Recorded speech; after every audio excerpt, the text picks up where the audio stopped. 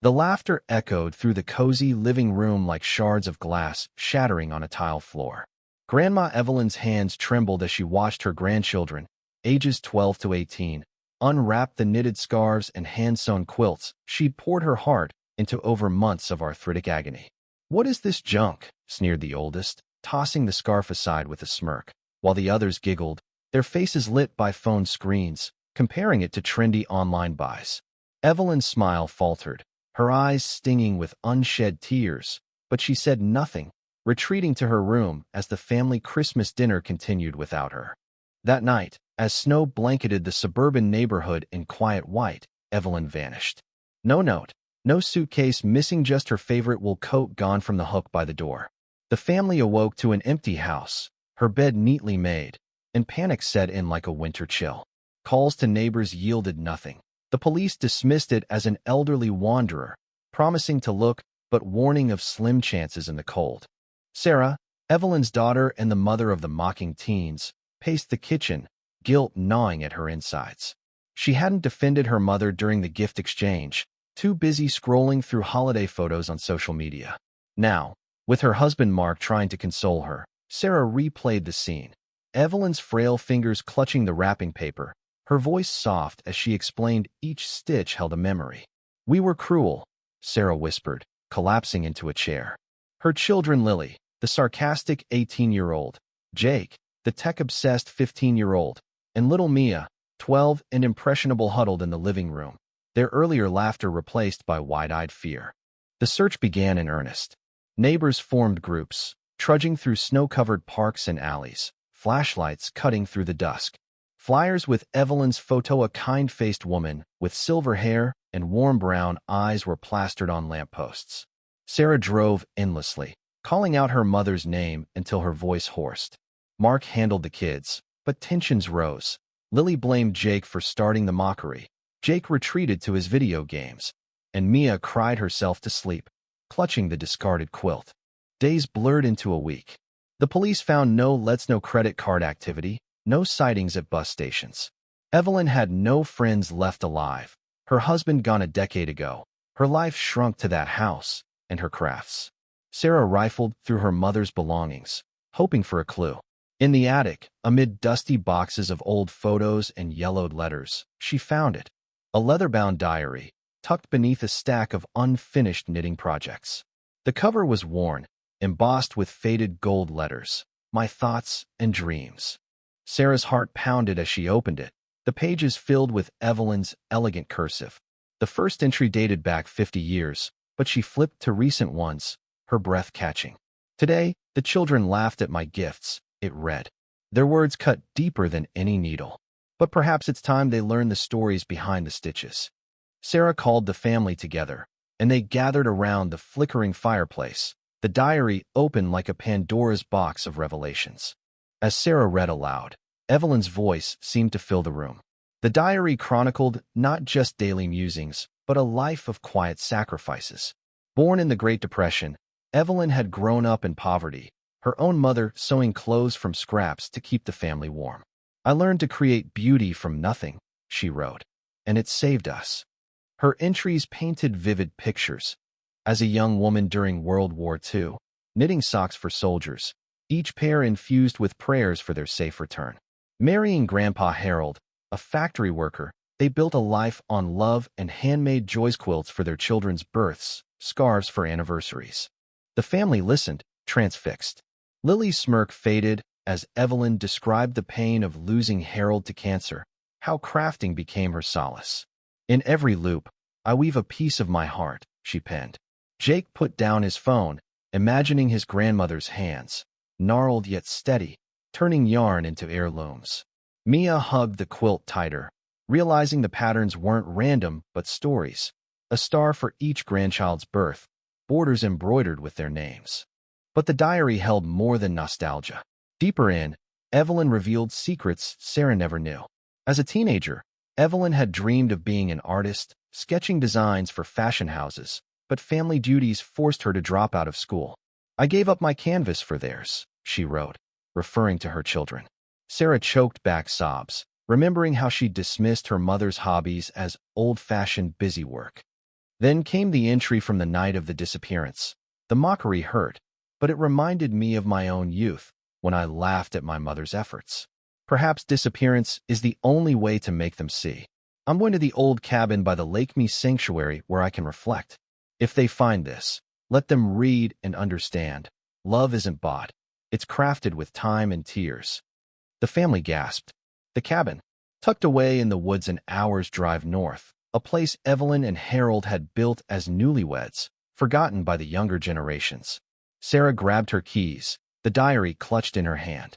She's there, she said, hope surging. The kids piled into the car without argument, the drive tense with anticipation. Arriving at dusk, the cabin loomed like a relic from another era, wooden logs weathered by time, smoke curling from the chimney. They burst through the door, finding Evelyn by the fire, knitting calmly. "Grandma!" Mia cried, rushing into her arms. Evelyn looked up, her eyes twinkling despite the weariness. "You found me," she said softly. "Or rather, you found my words." Tears flowed as apologies tumbled out. Lily admitted her cruelty stemmed from insecurity about fitting in at college. Jake confessed he envied her creativity, buried under his digital world. Sarah hugged her mother fiercely. "We were blind, Mom. Your gifts, they're priceless." Evelyn smiled, handing out mugs of hot cocoa. "The diary was my gift to you, a map to my soul. Now, let's weave new memories." As the fire crackled, the family shared stories, laughter mingling with reflection. But Evelyn knew this was just the beginning. Deeper wounds needed mending. In the days following the reunion at the cabin, the family returned home transformed, the diary becoming a nightly ritual. Sarah read entries aloud each evening, turning the living room into a sanctuary of shared history. Evelyn's words unveiled layers of resilience.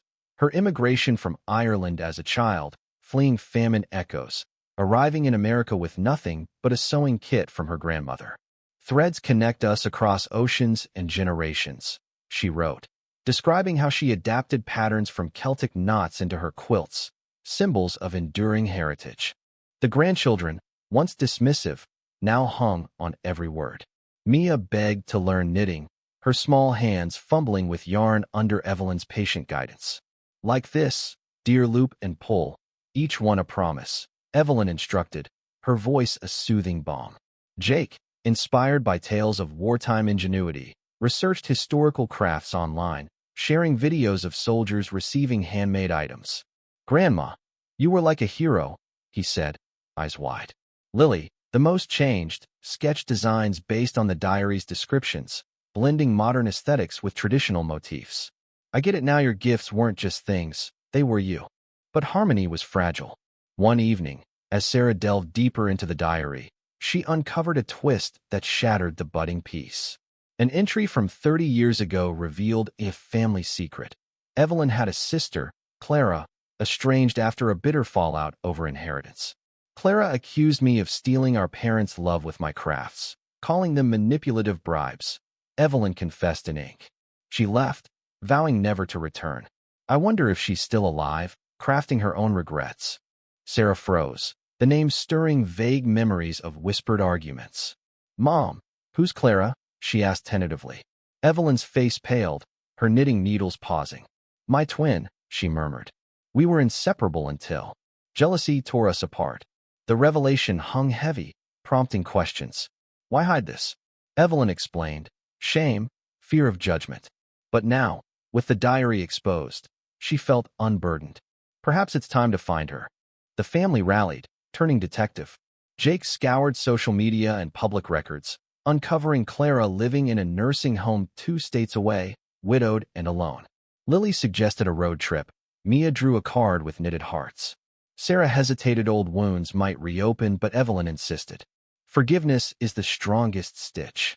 The journey to Clara's home was tense, miles filled with diary readings to steel their nerves. Arriving at the modest facility, they found Clara in a sunlit room, surrounded by half-finished embroidery projects. The resemblance to Evelyn was uncanny, same silver hair, same warm eyes, but etched with deeper lines of isolation. "Evie," Clara gasped, rising shakily. The reunion was electric. Tears flowed as sisters embraced after decades, words tumbling like unraveled yarn. Clara admitted her envy. You always had the gift, the ability to make love tangible. I felt overshadowed. Evelyn handed her a scarf from the Christmas batch, the one mocked, but now symbolic. We both wove our paths wrong. Let's mend them. The grandchildren watched, awed by this unexpected secondary character mirror to their own past mistakes. Clara's stories added depth. She too had crafted in secret, donating to charities, her life a parallel of quiet giving. Mia bonded instantly, calling her Great Aunt Clara. Jake filmed the moment discreetly, vowing to create a family documentary. Lily sketched the sisters together, capturing their reconciled joy. Back home, Clara moved in temporarily, the house buzzing with dual creativity. Evenings became craft circles, where old hands taught young ones. But Evelyn's health faltered, subtly. Coughs she dismissed, fatigue she hid. The diary's later entries hinted at unspoken illnesses. My body weakens, but my spirit threads on. One night, during a storm, Evelyn shared a pivotal entry. Her decision to disappear wasn't just hurt, but a deliberate act. I needed them to miss me, to seek my story. In vanishing, I became visible. The family reflected on humanistic truth show mockery stems from ignorance. How diaries bridge generational gaps, emphasizing empathy's power. As bonds strengthened, a subtle shift occurred. The grandchildren initiated community workshops, teaching kids to craft handmade gifts, honoring Evelyn's legacy. Sarah quit her high-stress job for part-time, prioritizing family. Clara and Evelyn collaborated on a massive quilt, each square a life chapter. Yet, Evelyn sensed her time waning. Life's tapestry has loose ends, she whispered to Sarah. The family, unaware, planned a grand exhibition of her works at the local library, inviting the town to celebrate unsung artisans. The exhibition day arrived like a burst of color in Evelyn's monochrome world. The library hall brimmed with her creations, quilts draped over tables, scarves hung like banners, each tagged with diary excerpts explaining their significance. Townsfolk wandered, murmuring admiration. These aren't just fabrics, they're souls woven tight, one elderly visitor remarked, touching a World War II-inspired piece. Evelyn, frail but radiant in a dress she'd sewn herself, sat in a wheelchair, Clara beside her. The grandchildren beamed as they guided tours. Lily's sketches framed the displays. Jake's documentary. Mid-event, an unexpected twist unfolded. A stranger approached a middle-aged woman with Evelyn's eyes, introducing herself as Rebecca, Clara's long-lost daughter. "Aunt Evie? Mom mentioned you in letters," she said, tears welling. Clara gasped, embracing her. Rebecca explained, estranged after Clara's move, she'd searched for years, drawn by online buzz about the exhibition. "Your diary snippets went viral," she revealed, showing social media posts Jake had shared. The family expanded in an instant, Rebecca bringing photos of her own children, Evelyn's great-nieces and nephews. Stories poured, Rebecca's life mirroring Evelyn's, crafting dolls for orphanages. "Genes run deep," Evelyn chuckled weakly. This auxiliary character shifted perspectives, highlighting how one disappearance rippled into reconnections, underscoring forgiveness's domino effect. Emotions peaked as Evelyn addressed the crowd. Handmade isn't about perfection. It's about pouring love into imperfection. My grandchildren taught me that by first breaking my heart, then mending it. Applause thundered, but Evelyn's cough interrupted, deeper now. Concerned whispers followed as she retired early. Back home, the diary's final unread sections beckoned. Sarah continued reading, uncovering Evelyn's battles with loneliness post-Harold's death. "I crafted to fill the void, but nothing replaces human touch." Entries detailed volunteer work at shelters, gifting items anonymously, humanistic acts of quiet heroism. One poignant passage, "In mocking my gifts, they mocked my life. But in finding my words, they found themselves." Health concerns mounted. Doctors confirmed advanced pneumonia, exacerbated by the cold disappearance night. She pushed too hard, the physician said. The family rallied, turning the house into a care haven. Clara nursed her sister. Rebecca visited daily with grandkids, infusing youth. The grandchildren took shifts reading the diary, their voices cracking with realization. A bedside vigil formed. Evelyn, bedridden, shared oral editions, childhood pranks with Clara, dreams deferred. Don't let technology eclipse heart work, she advised Jake. To Lily, blend old with new, that's innovation. Mia promised to continue the crafts. One twilight, Evelyn beckoned Sarah close. The diary ends, but stories don't. Finish mine with love. That night, she slipped away peacefully, surrounded by family, the quilt covering her like a warm embrace. Grief enveloped them, but the diary provided solace. Final entries prophesied, "If I go, let my words live on." Disappearance was my gift to make you see the invisible threads binding us. Funeral attendees wore her scarves, a sea of color honoring her. In mourning, growth bloomed. Sarah published the diary as a book, Threads of the Heart, proceeds funding craft programs for elders. Lily pursued fashion design, incorporating Evelyn's patterns. Jake developed an app teaching handmade skills. Mia started a school club, Grandma's Legacy. Clara and Rebecca bridged gaps, co-authoring sequels with their stories. Family gatherings became craft fests, laughter echoing sans mockery. Yet, a deeper humanistic value emerged, understanding elders' silent struggles. The mocking incident, once a wound, became a lesson in empathy, proving that from disappearance comes discovery, from pain, profound connection. Months later, on Evelyn's birthday, they visited her grave, laying fresh knitted flowers. "She didn't disappear. She wove herself into us," Sarah said. The wind rustled, as if agreeing. The year following Evelyn's passing felt like unraveling a vast tapestry, each thread revealing new patterns of loss and renewal. Sarah often sat in her mother's old rocking chair, diary in lap, rereading passages that now felt like conversations. Life's not about the gifts we give, but the pieces of ourselves we leave behind, Evelyn had written, a mantra guiding the family through grief. Community impact grew. The book, Threads of the Heart, became a local bestseller, inspiring workshops where elders taught youths crafting. Lily, now in college, returned weekends to lead sessions, her designs gracing magazines. Grandma's twist on tradition, she called them. Jake's app, Weave Legacy, downloaded thousands, featuring tutorials voiced by Clara. Mia, blossoming into a teen advocate, spoke at schools about appreciating grandparents, her quilt a constant companion. But shadows lingered. Rebecca's arrival unearthed more family fractures. Her own estrangement from Clara stemmed from misunderstandings, mirroring Evelyn's past. During a holiday dinner, tensions surfaced when Rebecca confessed resenting Clara's focus on crafts over family. "You were always stitching, never listening," she said tearfully. Clara, defensive, retorted, "It was my way of coping like Evie's." The grandchildren mediated, drawing from the diary's lessons on communication. This auxiliary conflict emphasized emotional depth, changing perspectives on inheritance, not material, but emotional baggage. Group therapy followed, unraveling knots. "We're all handmade, flaws and all," Sarah facilitated, echoing Evelyn. A surprising ally emerged, Mr. Thompson, the neighbor who'd helped search for Evelyn. Revealed as a widower and former artisan, he shared his diary like journals, bonding with the family. "Your grandma inspired me to reconnect with my kids," he said, joining craft circles. His presence added warmth, a secondary character underscoring community as extended family. Humanistic values shown in small acts. Jake volunteered at nursing homes, digitizing elders' stories.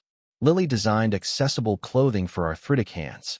Mia organized diary days, where kids wrote letters to grandparents. On the anniversary of the disappearance, they returned to the cabin, now a memorial. Renovated with Rebecca's help, it housed Evelyn's works. Around the fire, they read the diary's epilogue, Evelyn's last wishes, "Scatter my ashes where threads began, in the garden." They complied, planting a tree, symbolizing growth from roots. Reflections deepened. Sarah pondered how mockery exposed generational disconnects, technology versus tactility. "We mocked what we didn't understand," her love language. The family vowed annual craft Christmases, handmade gifts only. Clara, invigorated, traveled with Rebecca, mending their bond. "Evie's disappearance saved us all," she said. Indeed, from one act of hurt came waves of healing. As seasons turned, the story's drama waned, replaced by quiet strength. The diary, now digitized on Jake's app, touched global audiences, emails pouring in from strangers sharing similar tales. Your grandma reminded me to call mine, one read. In quiet moments, Sarah felt Evelyn's presence scene a breeze, a stitch, a laugh. You didn't disappear, Mom. You became eternal. The family's tapestry, once frayed, now vibrant, wove onward, a testament to resilience, empathy, and the enduring power of handmade love.